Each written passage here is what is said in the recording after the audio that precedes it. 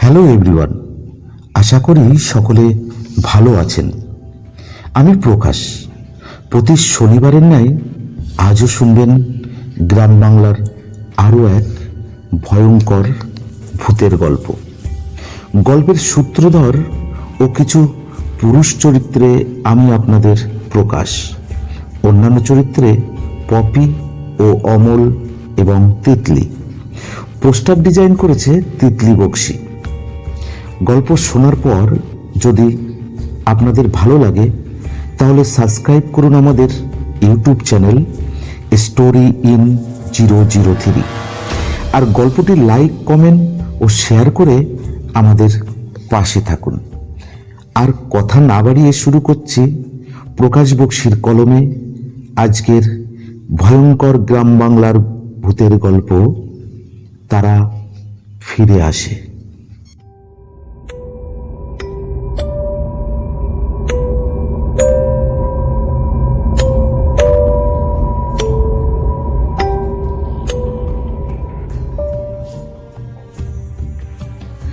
মধুপুর একটা নিস্তব্ধ সবুজে ঘেরা অজ গ্রাম, যে গ্রামে এখনো শহরের আধুনিক জীবনযাত্রার কোনো প্রভাব পড়েনি, পৌঁছায়নি এখনো বিদ্যুতের সংযোগ। সূর্য অস্ত যাবার সাথে সাথে সেখানে নেমে আসে গাঢ় অন্ধকার। গ্রামের চারিদিক জুড়ে ধানক্ষেত, বাঁশবাগান, তালগাছের সারি, ছোট বড় বেশ কয়েকটা পুকুর, হাতে গোনা কয়েকটা পাকা বাড়ি বাদ দিলে প্রায় সব বাড়ি মাটি আর মুলিবাঁশের বেড়া দিয়ে তৈরি। কিন্তু এই ছবির মতো সুন্দর গ্রামটার বুকেই লুকিয়েছিল এমন এক প্রেমের গল্প, যে গল্প একদিন রূপ নেয় অভিশাপে। এক অপূর্ণ প্রেম যা আজও শেষ হয়নি।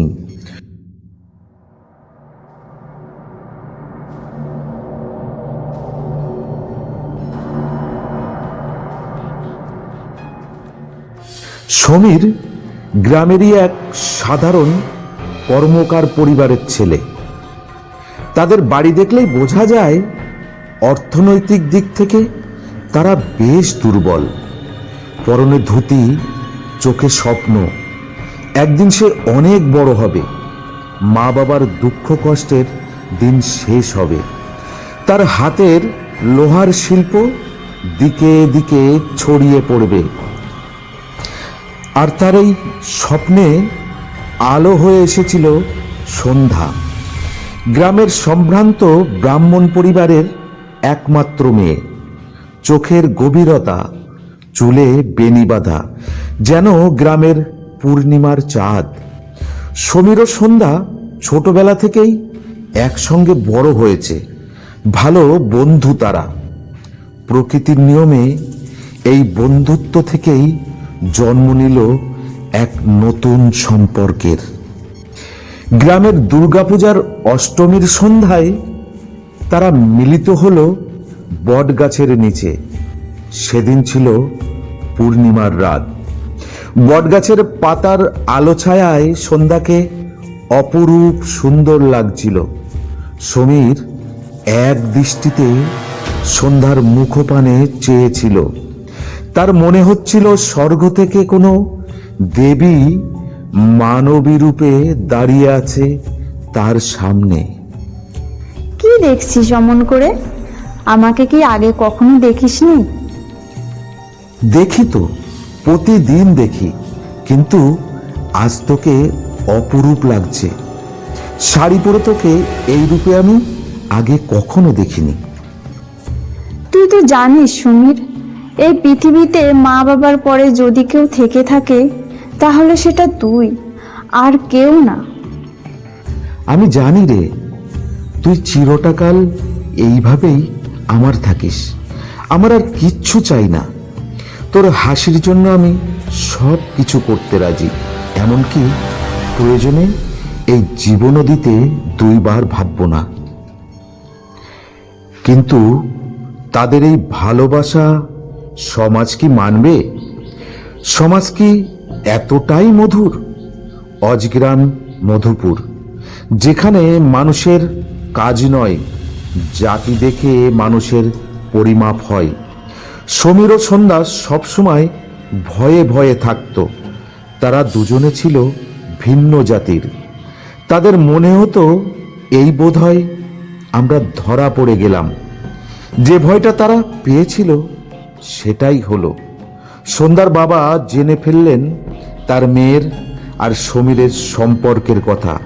তিনি বাড়ি ফিরে সশব্দে দরজা বন্ধ করে রেগে গর্জন করে উঠলেন, এ কি শুনছি আমি? তোর এত সাহস হলো কি করে? ওই কর্মকারের ছেলের সাথে তোর সখ্যতা, প্রেম? তুই ব্রাহ্মণ বংশের মেয়ে, বংশের কলঙ্ক তুই। আমাদের রক্তকে অপমান করেছে ওই কর্মকারের বাচ্চা। আজ থেকে তোর বাড়ি থেকে বেরোনো বন্ধ। ওই ছেলের ছায়া পড়তে দেব না তোর আশেপাশে আমি। সন্ধ্যার বাবার রুদ্রমূর্তি দেখে সন্ধ্যার মা কাঁদতে কাঁদতে বলল, তুই তো জানিস তোর বাবাকে, আর আমাদের সমাজ কত নিষ্ঠুর। এই ভালোবাসা তোর কপালে অমঙ্গল ডেকে আনবে মা। তুই সমীরকে ভুলে যা, এতে ওর আমাদের সবারই মঙ্গল। সন্ধ্যা ভয়ে একেবারে গুটিয়ে যায়।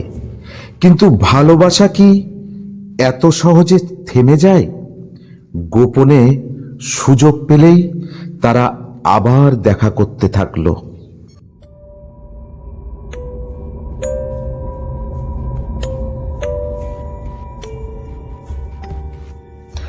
হঠাৎ একদিন গ্রামের কিছু প্রভাবশালী মাতব্বররা সমীরদের বাড়িতে যায় এবং তারা বেশ ধমক দিয়ে বলে, শোন সমীর, তোকে সাবধান করে দিয়ে যাচ্ছি, আর যদি কখনো ওই মেয়ের সঙ্গে মেলামেশার চেষ্টা করিস বা আমরা দেখতে পাই তাহলে খুব খারাপ হয়ে যাবে। তোদের বাড়ি দোকান সব ভেঙে চুরমার করে দেব। সমীর আর সন্ধ্যা দুজনেই বুঝে গিয়েছিল এই সমাজ, এই গ্রাম তাদের ভালোবাসা মেনে নেবে না। তারা ঠিক করলো এখানে তারা আর থাকবে না। তারা চলে যাবে বহু দূরে, যেখানে তাদেরকে কেউ আলাদা করতে পারবে না। অবশেষে এক আমাবস্যার রাত ঠিক নয়, সবে সন্ধ্যা হয়েছে। তারা মিলিত হলো গ্রামের মাঠে তাল গাছের নিচে।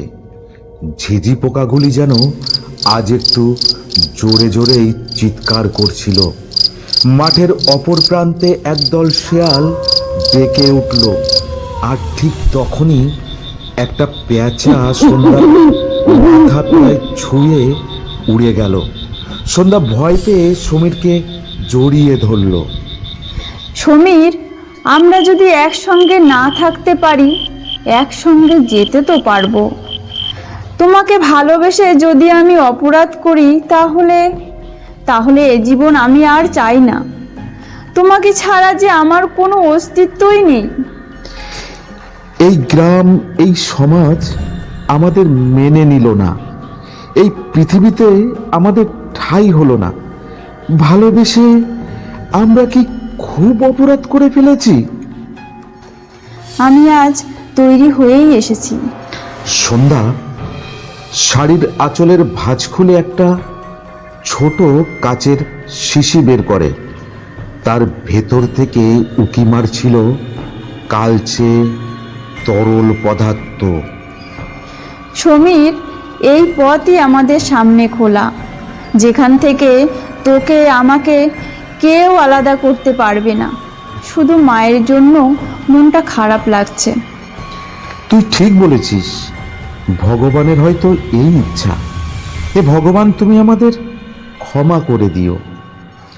তারা শেষবার একে অপরকে আলিঙ্গন করে। তারপর তারা দুজনেই একসঙ্গে বিষ পান করে। সমীর ওই তাল গাছের নিচে বসে পড়ে, আর সন্ধ্যা এগিয়ে যায় বাড়ির দিকে।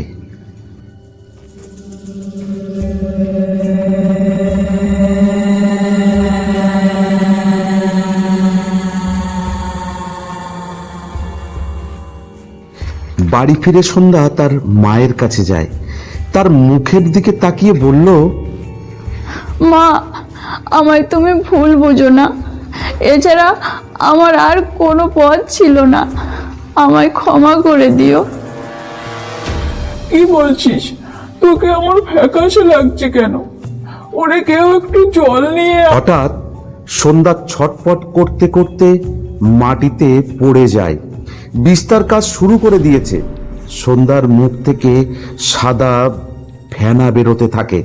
তার মায়ের আর্তচিৎকারে গোটা বাড়ি কেঁপে উঠল। সন্ধ্যাকে তাড়াতাড়ি হাসপাতালে নিয়ে যাওয়া হলো। সারা গ্রাম জুড়ে হইচই পড়ে গেল। কিছু গ্রামবাসী ক্ষিপ্ত হয়ে সমীরের বাড়ি গেল। সেখানে তাকে পাওয়া গেল না। তারা সমীরের মা বাবাকে গালিগালজ দোষারোপ করতে লাগলো। এমনকি তাদের বাড়িঘর ভেঙে চুরমার করেও তাদের রাগ কমছিল না। তারা সমীরের বাবাকে বলে যায় কালকের মধ্যে যেন সমীরকে হাজির করা হয়। সন্ধ্যা মারা গেল হাসপাতালে, আর বিকালে খোঁজ পাওয়া গেল সমীরের। এক গ্রামবাসী মাঠে যাবার পথে প্রথম সমীরকে দেখে, তারপর গ্রামে খবর দেয়। গ্রামবাসীরা এসে দেখল তাল গাছের নিচে পড়ে আছে সমীরের মৃতদেহ। তার মুখ ফ্যাকাশে, শরীর নীলচে হয়ে গেছে, চোখ দুটি অর্ধেক খোলা।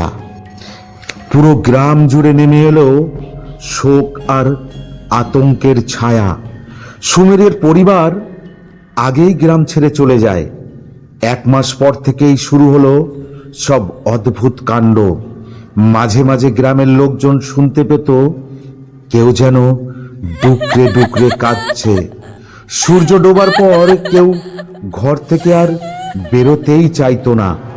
এক সন্ধ্যায় কয়েকজন কিশোর মাঠ থেকে চিৎকার করতে করতে দৌড়ে এলো, যেন তারা কোনো কিছু দেখে ভীষণ ভয় পেয়েছে।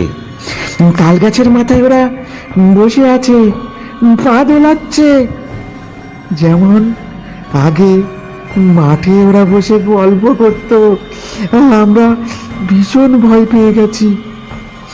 কাদের দেখেছিস তোরা?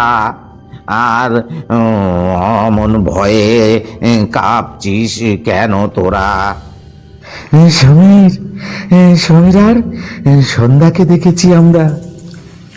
ছেলে ছোকরাদের কথা গ্রামের কেউ বিশ্বাস করলো, আবার কেউ কেউ করলো না। সমীর ও সন্ধ্যার মৃত্যুর পর পুরো মধুপুরে নেমে আসে এক অদ্ভুত নিস্তব্ধতা। গ্রামের এমন অবস্থা হলো যে খুব দরকার না পড়লে সন্ধ্যার পর ঘর থেকে কেউ বের হতো না। ধান ক্ষেতের পাশ দিয়ে যাবার সময় শোনা যেত অদ্ভুত মেয়েলি গলায় গুনগুন গানের সুর। গ্রামের এক বয়স্ক ভদ্রলোক হরিদাস মুখার্জি একদিন মাঠ থেকে বিকালে পাগলের মতো ছুটতে ছুটতে বাড়ি এলো। ওই তাল গাছের নিচে দাঁড়িয়েছিল সমীর আর সন্ধ্যা। দেখলাম তাদের চোখ দুটো আগুনের মতো জ্বলছে। রাতে হরিদাসবাবু প্রচণ্ড জ্বরে কাঁপতে লাগলেন, আর বেহুশ অবস্থায় বলতে লাগলেন, তারা ফিরে এসেছে, তারা ফিরে এসেছে, আমাদের শাস্তি দেবার জন্য তারা ফিরে এসেছে। মাত্র 7 দিনের মধ্যে 5 জন ব্যক্তিকে অজ্ঞান হয়ে পড়ে থাকতে দেখা যায়। এমন পরিবেশ সৃষ্টি হয় যে মাঠে চাষবাস প্রায় বন্ধ হবার মতো অবস্থা। সবার মুখে একটাই কথা, আমি কাউকে দেখতে পাইনি, কিন্তু কেউ একজন ফিস ফিস করে আমার নাম ধরে ডাকলো। তারপর আর কিচ্ছু জানি না, কিন্তু ওই কণ্ঠস্বর ছিল ঠান্ডা আর ভয়ঙ্কর।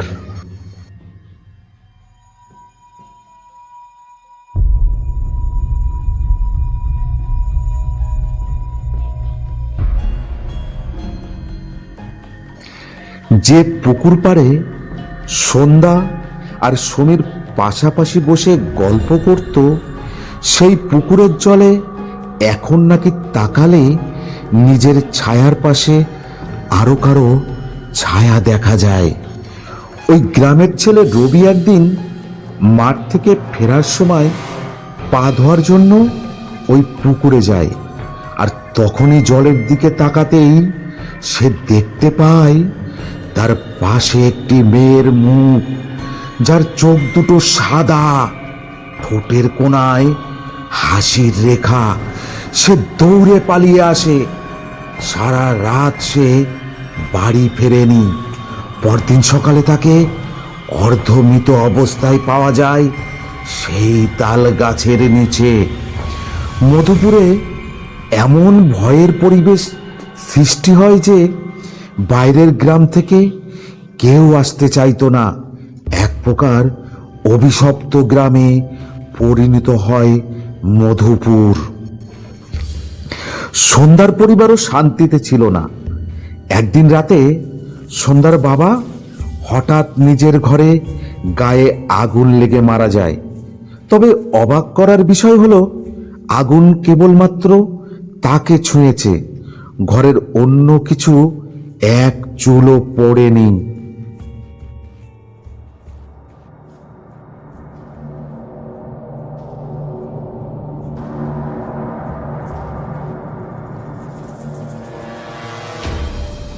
আতঙ্কিত গ্রামবাসীরা নদীর ওপারে প্রসিদ্ধ মা কালীর মন্দিরে যায়।